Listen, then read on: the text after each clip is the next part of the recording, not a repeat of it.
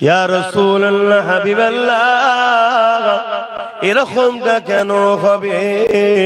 আল্লাহ নবী বললেন, আখরি জামানাতে সকালে মুমিন হবে, বিকালে কাফের হবে, রাত্রে মুমিন হবে, সকালে কাফের হয়ে যাবে। এরকমটা কেন হবে? আখরি জামানায় আসমানের নিচে, জমিনের উপরে সব থেকে নিকৃষ্ট হবে এক দল উলামারা। জোরে বলছেন না কেন? এটা আমার নবীর কথা। আসমানের নিচে জমিনের উপরে সব থেকে নিকৃষ্ট হবে একদল উলামারা। আল্লাহর সৃষ্টির মধ্যে সব থেকে নিকৃষ্ট আমরা জানি কাকে? বলবেন তো? আল্লাহর সৃষ্টির মধ্যে সব থেকে নিকৃষ্ট কে? খিঞ্জিল, শূকর, এটা আমরা জানি তো নাকি? আল্লাহ নবী বলছে তাদের থেকেও নিকৃষ্ট হবে একদল উলামারা। তাহলে নবী যখন বলেছে হবে না, হবে না, তাহলে আমাদের একটু সাবধান হতে হবে না? হবে না? আমি কি ওয়াজ করছি, আপনাদের অসুবিধা হচ্ছে? তাহলে বলুন, পেলেন ঘটনা বলে চলে যায়। আপনার ঈমান থাকবে কি না থাকবে না আপনার আল্লাহ বুঝে নেবেন। আপনার আমার দাদা হুজুরের রুহানি বাচ্চা তো, আপনারা আমাদের বাপ হন, ভাই হন, মা হন, বোন হন, তো তাই তো বুঝাতে চাইছি। আর এই বুঝানোর জন্য ওই নিকৃষ্ট যারা উলামা আছে ওরা আমার পিছনে লাগবে না? লাগবে না? হ্যাঁ, যারা হাক্কানি উলামা তারা বলবে আমি বলতে পারিনি, বেটা বল, তোকে সাপোর্ট কর। সবার দ্বারা সব কথা আল্লাহ বলাই না, সবার দ্বারা সব কাজ আল্লাহও নেয় না। এই জন্য যে বলতে পারে না তাকে আমি দোষারোপ করছি না, কিন্তু তিনি আমার সাপোর্ট করবে, দোয়া করবে। আর কিন্তু যারা এই নিকৃষ্ট হবে তারা আমার বিরুদ্ধে লাগবে না? লাগবে না? কথাটা কোনো ভালো করে শোনে। আর না গত বছর এসছি আবার এই বছর এসছি বলে অসুবিধা হয়েছে? কিরে, এই বছর আসা ভুল করেছি? তাহলে তুই ওদের নিয়ে আছিস কেন?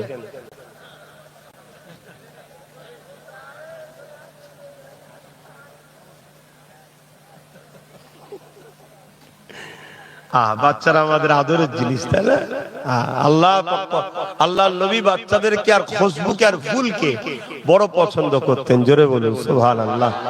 খুশবু, ফুল আর বাচ্চা, আর এই কটার মধ্যে আবার বাচ্চাকে রাসূল বেশি পছন্দ করতেন। যে আল্লাহ নবী বললেন বাচ্চাদের খসলত আমাকে খুব ভালো লাগে, ওরা এই ঝগড়া করে আবার এই মিশে যায়। জোরে বলুন সুবহানাল্লাহ। কোন বাচ্চাকে দেখেছেন ঝগড়া করে রয়ে যায়? দুটো বাচ্চা এক জায়গায় দেখুন, এই টানাটানি কিছু হলো, হয়তো টানাটানি ছিঁড়াছিঁড়ি করলো, আবার মিশে গেল। ওদের মনটা কত পরিষ্কার দেখুন।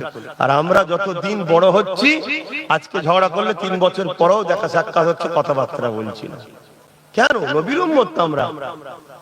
মানুষ মাত্র চলতে গেলে ঠুকুর মুকুর হতে পারে, সেগুলো মিলে যাও, বুকে বুকে মিলে যাও, একে অপরকে মুসাফা করে তওবা করে নাও, ভাই ভাই ঝগড়া রেখো না। ওইদিকে ইসলামের দুশমন আর মুনাফিকরা এক হয়ে গেছে। এই মুনাফিক বোঝেন তো? মুনাফিক হলো পুরো হুবাহু মুসলমানের মতো দেখতে, হুবাহু মুফতি মাওলানার মতো দেখতে, কিন্তু তার ভেতরটা হলো ইসলামের ক্ষতি করার জন্য কাজ করে। একে বলা হয় মুনাফিক। যে ভাষা আপনারা বুঝবেন, আমাকে একটু বলতে দেন। তাহলে আল্লাহর নবী কি বললেন? আসমানের নিচে জমিনের উপরে সব থেকে নিকৃষ্ট কারা হবে? বলুন বলুন। আল্লাহ তাদেরকে কোরআনের জ্ঞান দেবে, আল্লাহ তাদেরকে হাদিসের জ্ঞান দেবে, তারা দ্বীন ইসলাম শিক্ষা অর্জন করবে। কিন্তু দুনিয়ার লোভ লালসাতে তারা জড়িয়ে গিয়ে দুনিয়ার তাগুতি শক্তির কাছে, দুনিয়ার অত্যাচারী শাসকের কাছে, দুনিয়ার ইসলাম বিদ্বেষী গভর্নমেন্টের কাছে তারা নিজেদের অস্তিত্বকে বিক্রি করে দেবে। সামান্য পয়সার জন্য তারা তাদের হাতের পুতুল হয়ে ইশারায় কাজ করতে লাগবে। আর ওই সকল ইসলাম বিদ্বেষী শক্তিগুণ, ওই দল ইসলাম বিদ্বেষী শাসকগণ, ওই সকল ইসলাম বিদ্বেষী হুকুমতগণ, ওই সকল উলামাদের দ্বারা আমার উম্মাত উম্মতীদের দিল থেকে আমি রাসূলুল্লাহ আমার মহব্বত আদব ভালোবাসাকে আল্লাহকে কেড়ে নেবে। ইয়া রাসূলুল্লাহ হাবিবাল্লাহ, এই মুহাব্বত আর ভালোবাসা কেড়ে নেওয়া হবে। হ্যাঁ, তাদের মধ্যে নামাজও থাকবে, তাদের মধ্যে রোজাও থাকবে, তাদের মধ্যে দাড়ি থাকবে, তাদের মধ্যে হজ থাকবে, তাদের মধ্যে দান খায়রাত থাকবে, তাদের মধ্যে কোরআন তেলাওয়াত থাকবে, তাদের মধ্যে মুফতি থাকবে, মাওলানা থাকবে। এরপরও আমি রাসূলুল্লাহ জানিয়ে দিলাম তারা হলো জাহান্নামী হয়ে যাবে, ইসলাম থেকে তারা বেরিয়ে যাবে। ইয়া রাসূলুল্লাহ হাবিবাল্লাহ, নামাজ আছে, দাড়ি আছে, টুপি আছে, রোজা আছে, হজ আছে, মুফতি মাওলানা কোরআন হাদিস সব আছে, এরপরও তারা ইসলাম থেকে কেন বেরিয়ে যাবে? আল্লাহ নবী জানিয়ে দিল দুনিয়ার তাগতি শক্তির কাছে তারা বিক্রি হয়ে গিয়ে তাদের হৃদয় থেকে আমি রাসূলুল্লাহ আমার প্রেম আদব থাকবে না। আমি নবী আমার প্রেম আদব না থাকার জন্য আমার আল্লাহ পাক তাদেরকে বেঈমান বানিয়ে দেবে। এ যুবকেরা, তরুণীরা, বাপেরা এই সাবধান করে যেতে লেগেছে।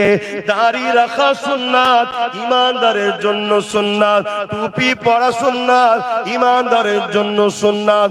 নামাজ পড়া ফরজ, ঈমানদারের জন্য ফরজ। রোজা রাখা ফরজ, ঈমানদারের জন্য ফরজ। মালদারদের জন্য হজ করা ফরজ, ঈমানদারদের জন্য ফরজ। হজ করা মালদারদের জন্য ফরজ, ঈমানদারদের জন্য ফরজ। যাকাত দিয়া মালদারদের জন্য ফরজ, ঈমানদারদের জন্য ফরজ। যার ঈমান নাই, এগুলো থাকার পরও কোনো দাম নেই। ঈমানটা কি?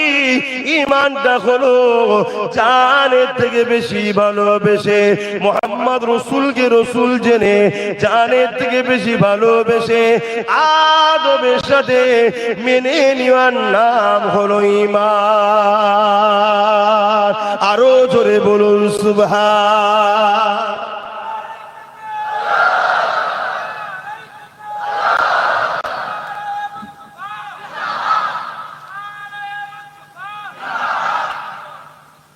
বুঝতে পারছেন তো নাকি?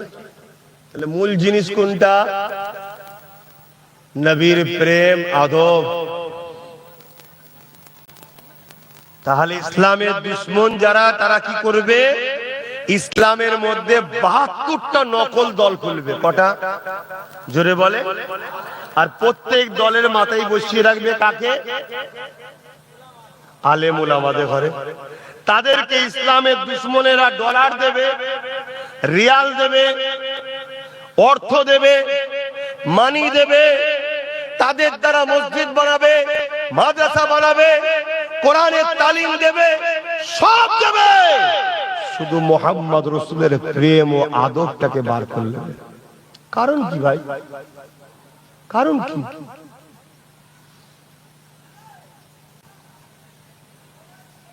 কারণ হলো একটাই, ইসলামের দুশমনরা যুগে যুগে ইসলামকে মিটাবার চেষ্টা করেছে না করেন? একটু সরাসরি দেন, কিন্তু তারা মিটাতে পেরেছে? কেন পারে না? বদরের ময়দানে একটা লড়াই হয়েছিল। ওই লড়াইতে ইসলামের দুশমনরা ছিল ১০০০-এর উপরে। তাদের নেতৃত্ব দিয়েছিল আবু জেহেল, উতবা, সাইবা, আবু লাহাব। তাদের হাতে অস্ত্র ছিল, তরোয়াল ছিল, তীর ছিল, বল্লম ছিল। তাদের ম্যান পাওয়ার ছিল, অস্ত্র পাওয়ার ছিল, মানি পাওয়ার ছিল। তাদের হাতেই তো রাজ ক্ষমতা ছিল। তথাপিও তারা ইসলামের বিরুদ্ধে লেগে সাহাবাদেরকে মিটাতে পেরেছিল। কেন পারেন? সাহাবাদের কি ম্যান পাওয়ার ছিল, মানি পাওয়ার ছিল, রাজ পাওয়ার ছিল? তাহলে পারেন কেন?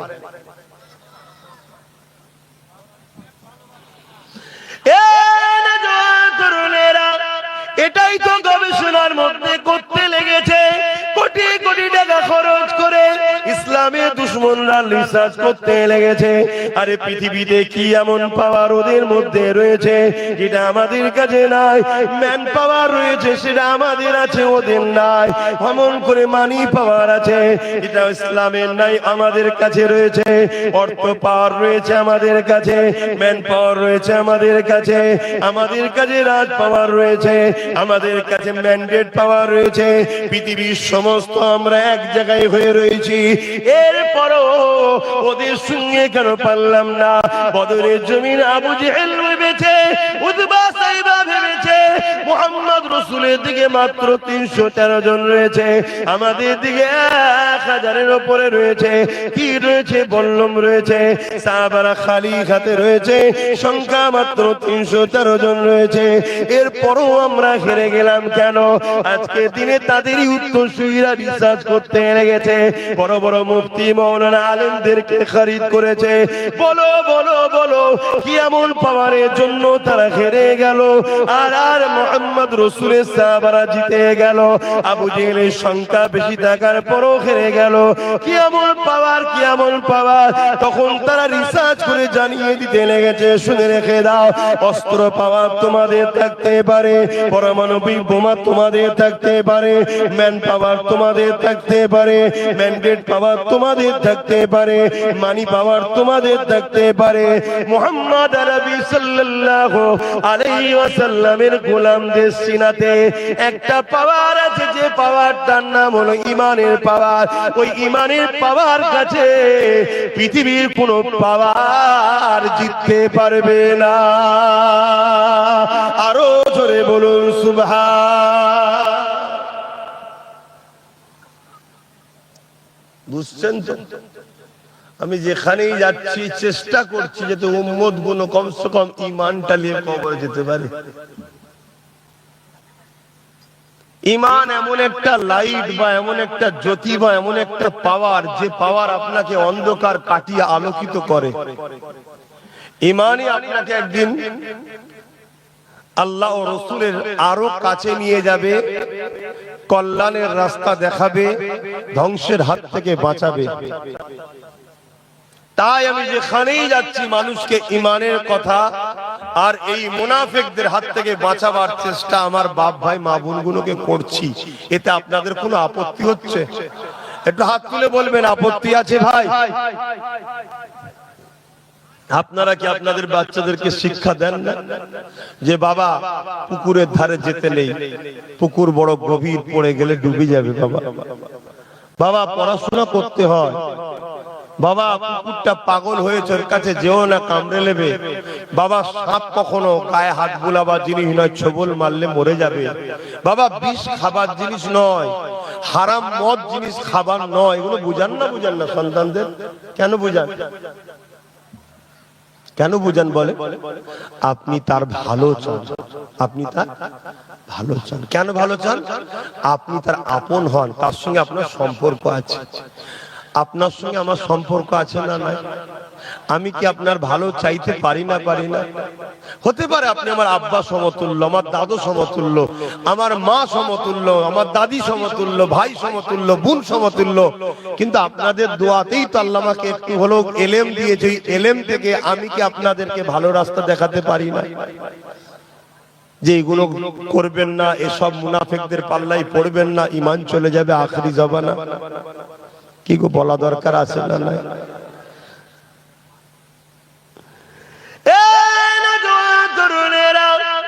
সবারই একটাই লক্ষ্য, আল্লাহ দ্বীনকে মিটিয়ে দেবে, আমার রাসূলুল্লাহ দ্বীনকে মিটিয়ে দেবে। কিন্তু যুগে যুগে যুগে তারা চেষ্টা করে ফেলোয়ার হয়ে গেছে।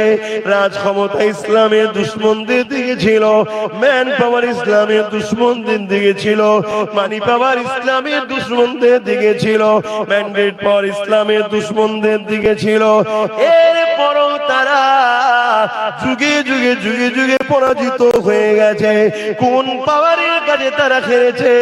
তারা রিসার্চ করে দেখে নিয়েছে, ওই যে উম্মতে মুহাম্মাদির অন্তরে সবুজ গম্বুজওয়ালার যে প্রেম ভালোবাসা আদব রয়েছে, ওই প্রেম ভালোবাসার কাছে এদেরকে কখনো পরাজিত করা যায় না। এই জন্যই তারা কোটি কোটি টাকা খরচ করে নতুন নতুন মুফতি মাওলানা বক্তাদের দ্বারা বিভিন্ন ভাবে টুকরো টুকরো করতে লেগেছে ইসলামকে। কেউ মাওলানা সেজে, কেউ মুফতি সেজে, কেউ বক্তা সেজে, সেটা আপনাকে বিভিন্ন কথা বলে, সব বিষয় বলবে, নামাজের বেলায় বলবে, রোজার বেলায় বলবে, হজের বেলায় বলবে, কিন্তু অন্যায়ের বিরুদ্ধে বলবে না। শুধু নাই নাই করো, নাই নাই করো। অথচ আল্লাহ কোরআনে বলে দিলেন কুনতুম খায়রা উম্মাতিন উখরিজাত লিন-নাসি তা'মুরুনা বিল মারুফ ওয়া তানহাউনা আনিল মুনকার। ইসলামের দুটো সাইড আছে, একটা সাইড হলো অন্যায় বিরুদ্ধে সংগ্রাম করা, দ্বিতীয় সাইড হলো নিজেকে ন্যায়ের রাস্তায় পরিচালনা করা। তারা শুধু নাই কথা বলবে, অন্যায় বিরুদ্ধে বলবে না। চোখের সামনে জালিম শাসকরা ইসলামের বিরুদ্ধে কাজ করবে, কোরআনের বিরুদ্ধে কাজ করবে, আল্লাহ দ্বীনের বিরোধী কাজ করবে, সমাজকে মাতাল বানাবার চেষ্টা করবে, জুয়াখোর বানাবার চেষ্টা করবে, যাত্রা ফাংশন থিয়েটার জানাজা বিচারি ভরে যেতে লেগেছে। এইগুলো সব দেখবে, এর বিরুদ্ধে কখনো কথা বলবে না। শুধু তারা ভালো কাজ করে যা বলবে, অন্যায়ের বিরুদ্ধে কখনো বলবে না। এই একটা হলো নমুনা। দ্বিতীয় সব থেকে বড় নমুনা হলো তারা নামাজ রোজা দাড়ি টুপিলে ঘন্টা ঘন্টা ওয়াজ করবে, কিন্তু আমার নবীর শান মর্যাদা মাকাম ইজ্জত সম্মান আল্লাহ যে আমার নবীকে রুতবা দিয়েছে, ওই শান মর্যাদার আলোচনা উম্মতকে শোনাতে চাইবে না। এটা হলো মুনাফিকদের চরম একটা পরিচয়। তাই আল্লাহ কোরআনে জানিয়ে দিলে, এ আমার হাবিব, মুনাফিক আমি আল্লাহ আমার দিকে ছুটে ছুটে আসবে, আর আপনার বেলায় মুনাফিক ঠোকর খাবে, হিচকিয়াত করবে, অর্থাৎ আপনার বেলাতে তারা দুর্বলতা প্রকাশ করবে, কুঞ্জুসি প্রকাশ করবে। কিন্তু আমি আল্লাহ আমার বেলায় ছুটে ছুটে তারা আসতে চাইবে। আমি আল্লাহ জানিয়ে দিই, যারা আপনাকে বাদ দিয়ে আমাকে ধরতে চায়, এরাই হলো সব থেকে বড় মুনাফিক। শুনছেন তো নাকি? তাহলে আমাদের ঘরে খেয়াল করতে হবে, আমাদেরকে খেয়াল করতে হবে। অস্ত বিশাল হচ্ছে, লক্ষ লক্ষ টাকা খরচ করে মাহফিল হচ্ছে। ভালো জিনিস করুন, আমি ইসলামের বিরুদ্ধে নয়, মাহফিলের বিরুদ্ধে নয়। মৌলানা তো অনেক এসছে। আব্বা আপনি একটু পিছন দিকে বিক্রি করেন, আব্বা নাই মুখে কথা বলেন না। আমি জানি আপনারা বড় কষ্টের মধ্যে আছেন, বেকারত্বের হার এত বেড়েছে, ভারতবর্ষের 80 কোটি লোক গরিব হয়ে গেছে। কত কোটি? সব মোদির দয়াতে হচ্ছে। কার দয়ায় বলবেন তো? এই যে ভারতে এত গরিব বেড়েছে, আমাদের মোদি বাবুর এত ভালো লোক, তো ওই জন্য গরিবের সংখ্যা বেড়ে গেছে। খুব ভালো লোক। শুনছেন তো নাকি? 80 কোটি গরিব করে দিয়েছে, চিন্তার কোনো কারণ নেই।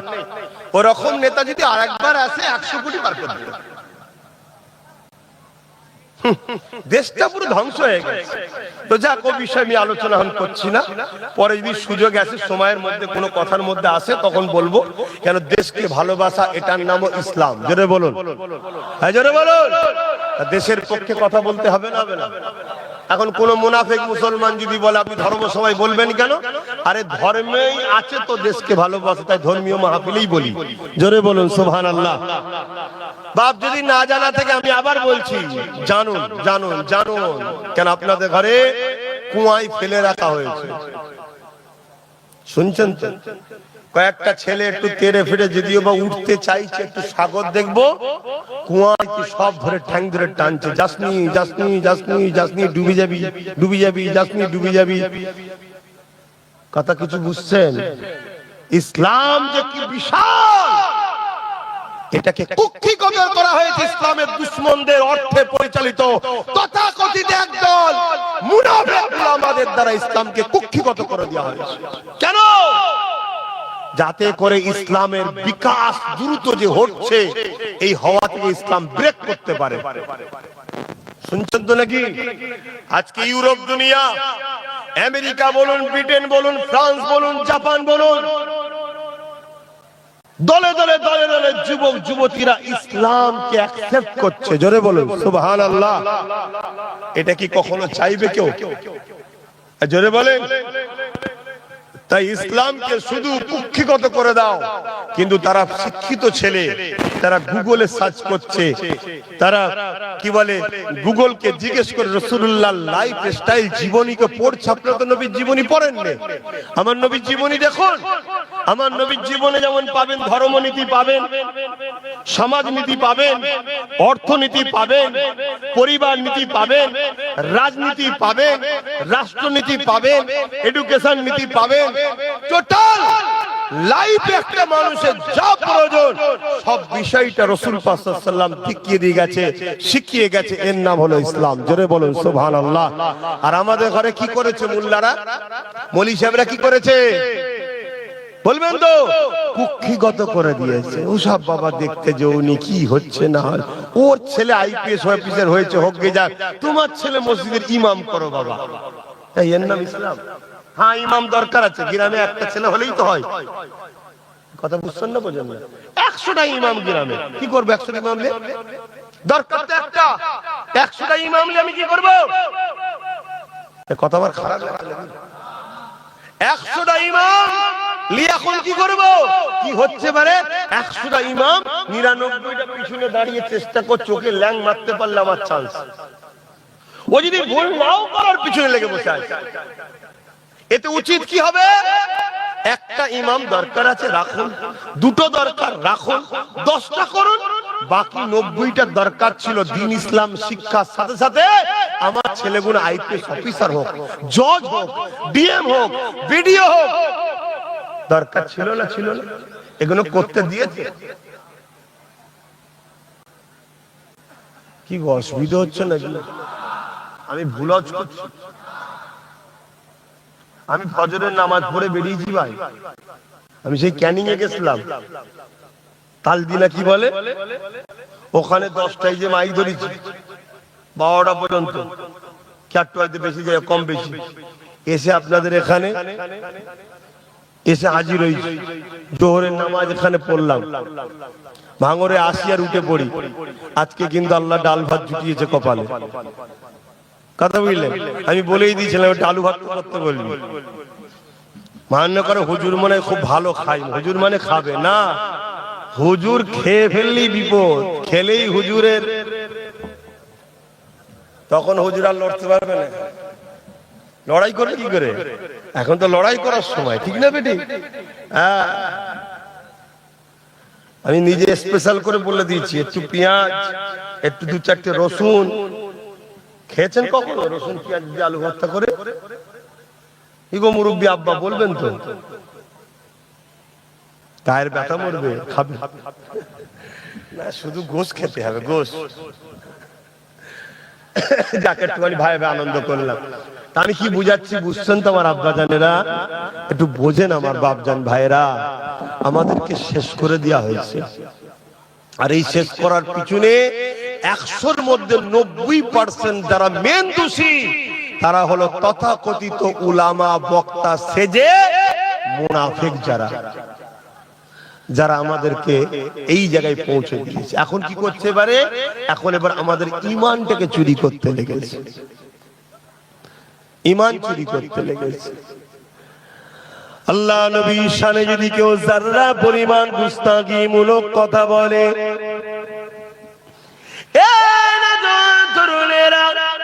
আল্লাহ নবী নূর নবীর শানে যদি কেউ যারা পরিমাণ অবাধ্যপনা কোনো ভাষা ব্যবহার করে ফেলে, আল্লাহ পাক সঙ্গে সঙ্গে তাকে বেঈমান কাফের বানিয়ে দেয়। আর ওই বক্তার আলোচনা শুনে কেউ যদি প্রতিবাদ না করে চুপ করে বসে থাকে, আল্লাহ তাকেও বেঈমান বানিয়ে দেয়। এই শুনছেন তো নাকি? এত চুপচাপ কেন?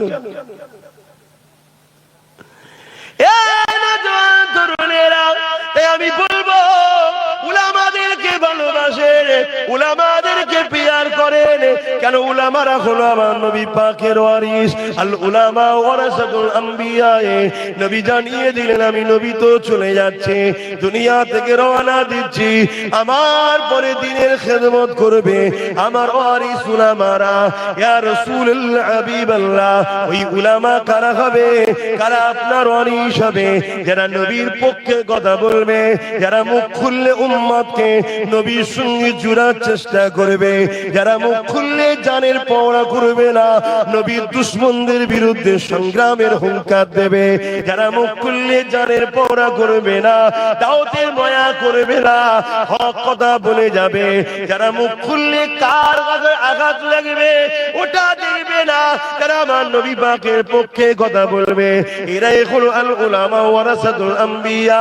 যাদের উদ্দেশ্য থাকবে উম্মতের দিলের মধ্যে নবী পাকের প্রেম আদরকে ভরে দেওয়া, তাদের উদ্দেশ্য থাকবে উম্মতের সঙ্গে নবী পাকের সম্পর্কটাকে জুড়ে দেওয়া। এরা হলো উলামায়ে হাক্কানি, এনারাই হলেন নবীর ওয়ারিস। ইনাদের শান মর্যাদা কত! যদি দুনিয়া জমিনে কেউ এই নবীর গোলাম উলামাদের সঙ্গে থেকে এক খানচাই পরে যদি খানাটাও খেয়ে থাকে, এ যুবক মন দিয়ে শোনো, মন দিয়ে শোনো, আমার নবীর পক্ষের উলামাদের সম্মান কত দেখো। দুনিয়ায় যদি 40 লিটারের যদি কেউ গুণ গায়, তার যদি আগে গাড়ি পিছনে গাড়ি বাতি থাকতে পারে, তার জন্য যদি পাহারাদার হতে পারে, ভিআইপি হতে পারে, তাহলে দোনোজানের সুলতানের পক্ষে যে বলবে তার সম্মান আছে না নাই? কথা বলছেন না কেন? আমরা দুনিয়ায় দেখছি না, দেখি না? চোরের হয়ে গুণ গাইলে তার কত ফ্যাসিলিটি। তাহলে আমার রাসূলুল্লাহ হয়ে যারা কথা বলবে, ওই সকল উলামাদের ফ্যাসিলিটি আল্লাহ দেবে না? দেবে না? হ্যাঁ, কত ফ্যাসিলিটি। শোনো, দুনিয়ার 40 লিডারদের সাথে থাকলে হয়তো একটু তোমার হাওয়া লাগতে পারে, ওর যদি ফরচুনার থাকে তোমার হয়তো স্করপিও হয়ে যাবে। শুনছেন না? শুনেন না? আবার কোন দিন তারাই ভেঙে দেবে। বুঝছেন না? বুঝলেন না? কেন? জানে ঝাড়া জিনিস ভাঙলে অসুবিধাও নেই। কিন্তু আমার নবীর পক্ষে যারা কথা বলে, নবী পাকের পক্ষে যারা গোলামি করে, নবী পাকের ওয়ারিস যারা, দোনোজানের সুলতান আল্লাহ আমার নবীকে বানিয়েছে, আমার নবী পাকের পক্ষে যারা কথা বলবে, ইনাদের কত সম্মান। যুবকের তো শোনো, একটা খাঞ্চা বিছানো আছে, একটা দস্তখান বিছানো আছে, ওই দস্তখানে নবীর গোলামটা খানা খাচ্ছে।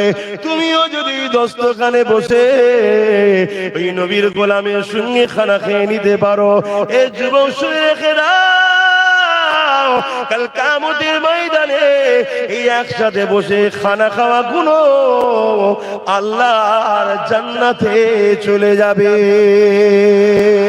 তাহলে তাকে যদি তুমি সাথ দাও, তার মাহফিলে যাও, তাকে পিয়ার করো, তাকে সহযোগিতা করো, তার কথাকে তুমি আগিয়ে নিয়ে যাও, তাকে যদি তুমি ঢাল হয়ে ঘিরে রাখো, তুমি যদি স্লোগান দিতে থাকো, এ দুনিয়ার জালিমেরা, এ নবীর দুশমনেরা, এ ইসলামের দুশমনেরা, এ মুনাফিক মুসলমানেরা, নবীর পক্ষে যারা কথা বলে, ওই উলামাদের পাশে আমরা রয়েছি।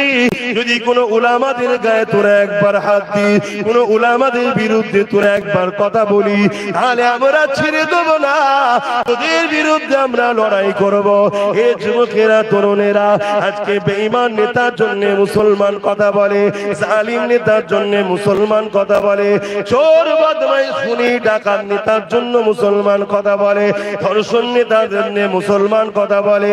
কিন্তু আমার নবী পাকের পক্ষে যে সকল উলামারা কথা বলে, ওই উলামাদের সঙ্গে যে সকল যুবকরা দাঁড়িয়ে গিয়ে বলবে, কোনো চিন্তা নাই, আমরা আপনাদের ঢাল হয়ে রয়েছে, আপনাদের পাশে আমরা দাঁড়িয়ে রয়েছি, আপনারা নবীর হয়ে সিনা খুলে কথা বলে যান, আপনারা নবীর দুশমন যারা, তাদের বিরুদ্ধে কথা বলে যান, নবীর পক্ষে হক কথা বলে যান। এই যুবকেরা শুনে রেখে দাও, যদি একখান চাই বসে খানা খেলে জান্নাতে যাওয়া যায়, তাহলে তারা কোথায় যাবে? কাল কিয়ামতের ময়দানে আল্লাহ আলেমে হাক্কানীদেরকে বলবে, তোমরা জান্নাতে চলে যাও, এখানে দাঁড়াতে হবে না। ওই সময় উলামায়ে হাক্কানীরা, নবীর ওয়ারিসরা বলতে লাগবে, ও রাব্বি আল্লাহ পাক, দুনিয়া জমিনে যারা আমাদেরকে সাহায্য করেছিল, আমাদের পাশে দাঁড়িয়েছিল, যাদেরকে সাথে করে নিয়ে তোমার দ্বীনের ঝান্ডাকে তুলেছিলাম, যারা পাশে দাঁড়ানোর জন্য আল্লাহ চোরকে চোর বলতে পেরেছিলাম, মিথ্যাকে মিথ্যা বলতে পেরেছিলাম, সুদের বিরুদ্ধে বলতে পেরেছিলাম, ঘুষের বিরুদ্ধে বলতে পেরেছিলাম, তোমার নবী দুশমনদের বিরুদ্ধে বলতে পেরেছিলাম, যে সকল মানুষগুলো আমাদের সাথ দিয়েছিল, আল্লাহ আজকে দিনে তাদেরকে আমাদের সাথে দেয়। আমার নবী পাক জানিয়ে দিলেন যে ওই সমস্ত আলেমে হাক্কানীদের ওসিলায়, উলামায়ে ওয়ারাসাতুল আম্বিয়াদের ওসিলায় আল্লাহ পাক দুনিয়ার ওই সকল মানুষগুলোকে কিয়ামতের দিনে জান্নাতি বানিয়ে দেবে। আরো জোরে বলুন সুবহান।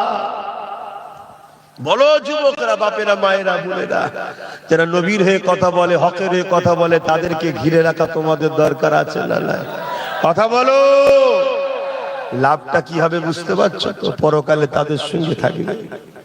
হ্যাঁ, ইসলামকে যারা মিটাবে তারা অনেক ফেসিলিটি পাবে। ইসলামের পক্ষে যারা কথা বলবে, দুনিয়ার অত্যাচারীরা, জালিমরা তাদেরকে ফেসিলিটি দেবে না। আর তারা ফেসিলিটির মুখাপেক্ষীও নয়, তারা তোমাদের মুখের দিকে ওসিলা হয়ে একসাথে থেকে কথা বলতে চাই। তোমরা কি তাদের সাথ দেবে না? দেবে না? এটাকে মাথায় রাখবে।